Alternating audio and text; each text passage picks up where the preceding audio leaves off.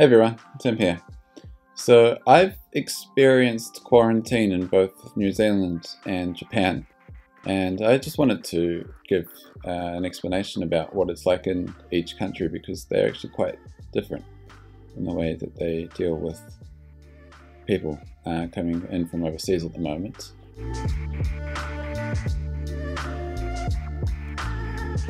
So I left Shawnee, where I live, and it took me 6 hours to get to Narita Airport on the bullet train, and then I had to go on the local train in Tokyo. So yeah, got to Narita Airport normally. The airport was empty. There was basically no one there. The only shops open were, there was a Starbucks open and some of the cafes at the top. So the plane was basically empty. There was a total of 31 people, I think they said, on the flight, and so these planes are built to hold at least 300 people, so you can imagine what it was like.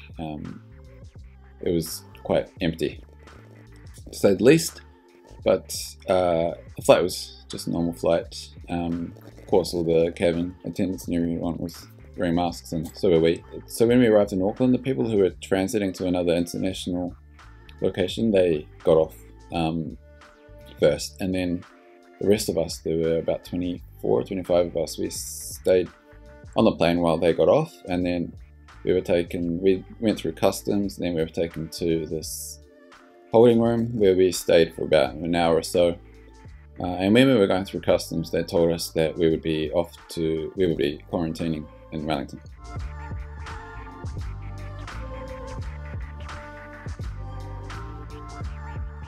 Then we had a charter flight to Wellington, one of the small propeller planes. So I'm from Wellington, so I'm quite familiar with the airport, but normally when you come in, there's the main terminal, but opposite the main terminal, so on the other side of the runway, there's another terminal. And so we went to that second terminal, and they gave us a debriefing and taught us a lot of rules. And then one by one we had to walk to the bus, and we jumped in the bus, and the bus took us around Oriental Bay to our hotel.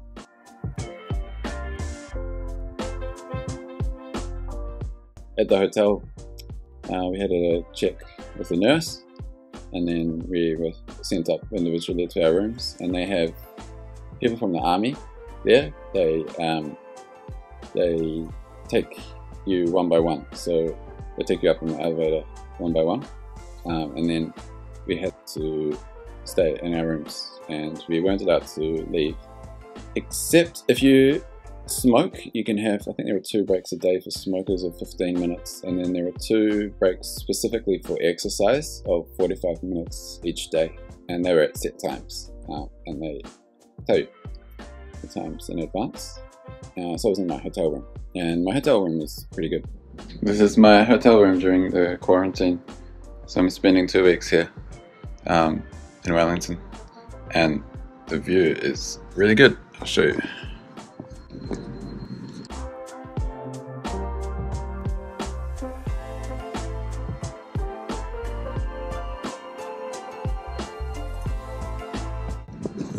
So it's a little bit of comfort, and this hotel room is pretty big as well. It's got 2 bedrooms, 2 rooms, 1 bedroom, bathroom. It's really nice. Here's the bedroom.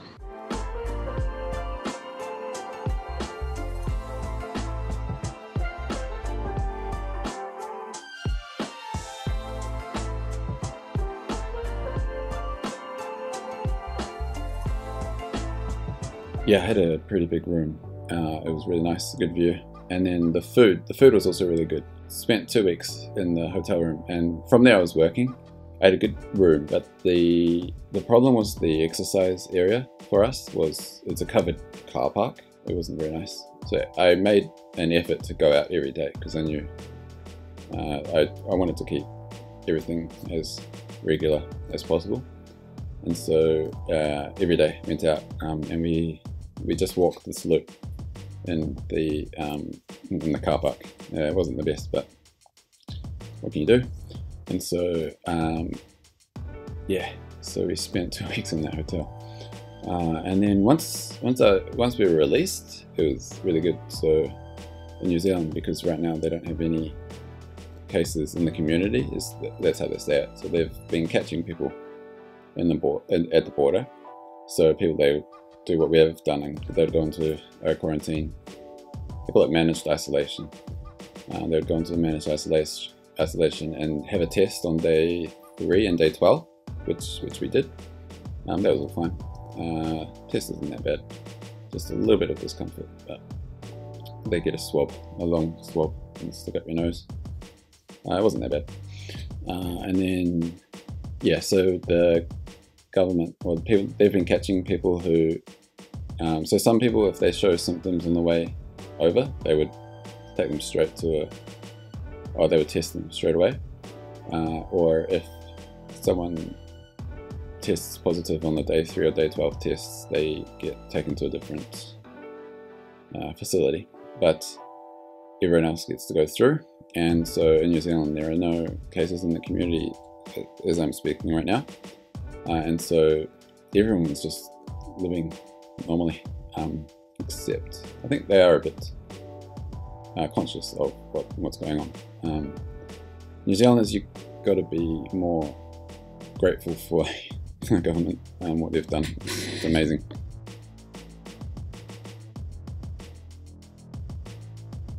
So yeah, I saw one person in Wellington wearing a mask. That was about it.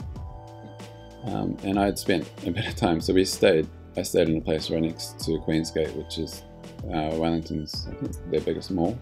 And so I went there a few times and no one was wearing a mask. But now I think it's mandatory to wear a mask on a bus, on public transport, or at least on flights. Well, it was at the time, flights to Auckland. But yeah, so New Zealand is like business as usual, which is good. I wish Japan was a bit more like that, but what can you do?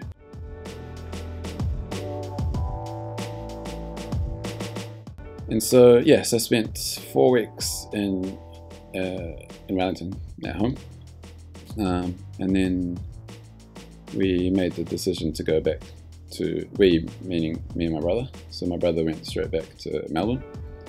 He didn't have to do any quarantine, but if you're coming from a foreign country in Japan, you have to do quarantine, even if it's the safest country in the world. And so, well, I wanted to do quarantine anyway, but so after 4 weeks in New Zealand, so we flew via Auckland to back to Tokyo. And then when I arrived in Tokyo, sorry, on the plane, they gave us this, so we have a normal customs form, but then they also gave us this other sheet to write down how we plan to spend our 2 weeks quarantining. So I did. And so my plan, and this is what I did, was to get a rental car and then drive the 8 hours back to Yamagata, Shonai, which was, in retrospect, almost as long as the train ride. But drive back to Sakata, and then have my wife drop my car off at the car rental place, and I'll drive home, and I'll stay in my home for 2 weeks, which is what I did. And so, yes, I got to the border in Tokyo, and I showed them what I was going to do, and they said, okay, sure, off you go. And it was completely different to New Zealand. Like, when we got to New Zealand, everything was controlled, and the border people were quite, everyone was wearing a mask, or everyone was wearing a mask in Japan as well, but very strict. And then when I got to Japan, so it was strict, but once you get through customs, you're like, it's just, you're in Narita Airport, like normal. You can do, I could have gone anywhere. I didn't, went straight to the rental car place, but yeah, if someone was infected, it would be pretty easy to infect other people at Narita Airport. So be careful if you have to go through Narita Airport. And so, yeah, so because I was coming from New Zealand, I didn't really want to have to do the quarantine again, obviously, but I did because I want to make sure, right? And so, also I was passing through Narita in Tokyo, and you don't know what the situation is exactly. So I decided to do the quarantine. And then, yeah, so we got into Narita Airport pretty normally. Then got my rental car and I spent 8 hours driving back, and I took footage. It's just 8 hours of me driving on the highways, and then I go through Miyagi Prefecture, which is really beautiful this time of year because it's the autumn leaves. So I spent 2 weeks here in my home, and thanks to my wife for dropping off meals, and also coffee beans, they really helped. And in comparison, like, it's really hard to say which is better. Obviously, staying in your home is much better than having to stay in a hotel because you're familiar, right, with everything that's around you. But the hotel was really nice. It was a good place. When I was doing quarantine, and even here, so I'm not sure. I did go outside. I went for a walk. I made sure not to get close to anyone or touch anything, which was much better than the situation in Wellington, having to go in the covered car park.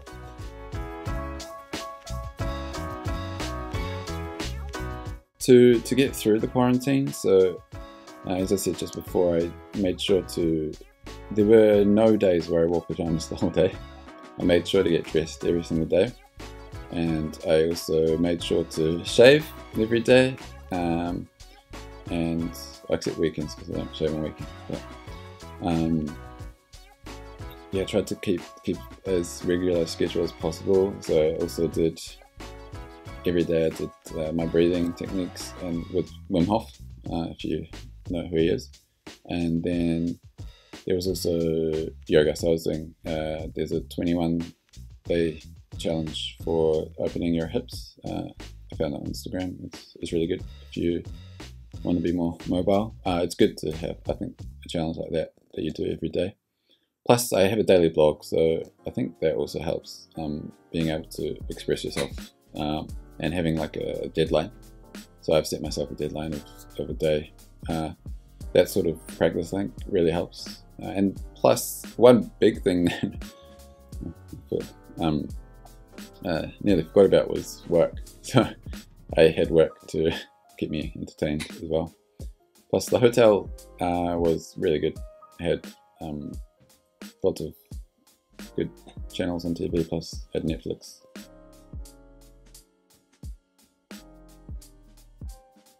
So I had a total of 8 weeks, and 4 of it was quarantine.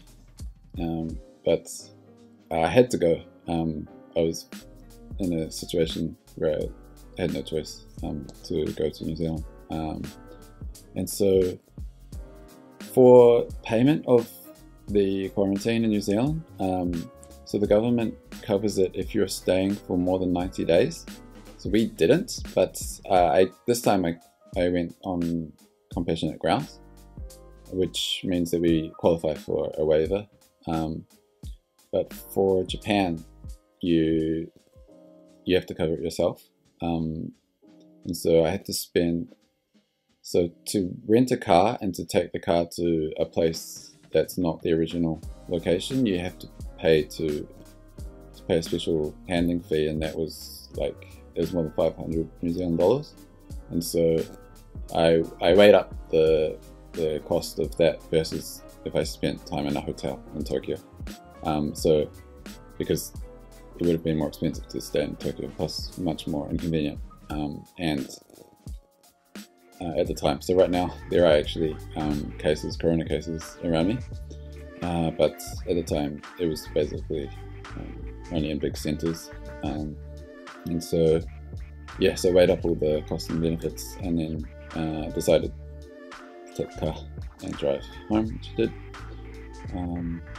Yeah, I think that's about that's about all I can say about the difference between quarantining in Japan and quarantining in New Zealand. If you have any questions, please ask. I'm open to any questions you have, or any comments or anything. And then otherwise, I guess this is me. Thanks for listening, and I hope to see you again. Thanks very much. Thank you.